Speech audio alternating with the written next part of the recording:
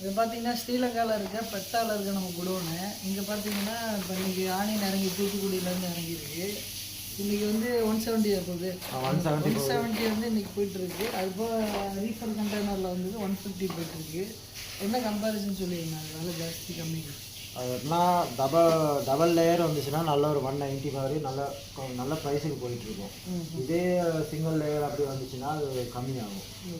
நல்ல குவாலிட்டி வந்துச்சுன்னா ஒரே நாளில் நம்ம சொல்கிற மார்க்கெட்டுக்கு சேல்ஸ் ஆகும். இப்போ நம்ம குவாலிட்டியை பொறுத்து தான் நான் சேல்ஸ் முடிவு பண்ணலாம். சரி, ஓகே. இப்போ இந்தியாவில் வந்து நிறைய சப்ளையர்ஸ் இருக்காங்க. இப்போ உங்களுக்கு கொடுத்தீங்கன்னா நல்ல ரேட்டில் இருக்குது. இப்போ எப்படி நம்ம குவாலிட்டி நல்ல குவாலிட்டி வந்துச்சு டெய்லி இருக்குது நமக்கு சாமான் இருக்குன்னா நம்ம என்றைக்குமே வந்து மார்க்கெட் என்றைக்கும் வச்சு தான் விற்கும். இப்போ அன்றைக்கி மார்க்கெட் ரிவர்ஸ் ஆகும் மூவ் ஆகும், அதை பொறுத்தளவு தான் நம்ம சேல்ஸ் பண்ணுவோம். இப்போ மார்க்கெட் ரிவர்ஸ்னால் சொல்லுவோம். இப்போ 180 போயிட்டு கூட ரிவர்ஸ் மார்க்கெட்டுன்னு சொன்னால் நம்ம அன்றைக்கி வந்து சாமானத்தை சேல்ஸ் பண்ண பார்ப்போம்.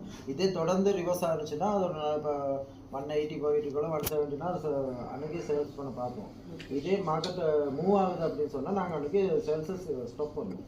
ஸ்டாப் பண்ணி நல்ல சேல்ஸு கொடுப்போம். இப்போ நம்ம சப்ளையர்ஸ் நம்ம அங்கேருந்து மெட்டீரியல் சப்ளை பண்ணுறதுக்கு ரெடியாக இருக்கும், ஆனால் அங்கே சேல்ஸ் பண்ணுறதுக்கு ரெடியாக இருக்காங்க.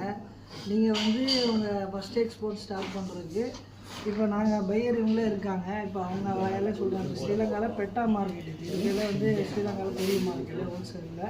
அது மாதிரி இவங்களுக்கு பார்த்தீங்கன்னா டெய்லியும் 2 வண்டி வெளியே கண்டெய்னர் இருக்குது, அதே காட்டுறது டெய்லியும் 2 வண்டி வருது. நீங்கள் எக்ஸ்போர்ட் பண்ணணும்னு நினச்சிங்கன்னா இவங்களுக்கு பார்த்தீங்கன்னா சின்ன வெங்காயத்துலேருந்து பெரிய வெங்காயம் வரைக்கும்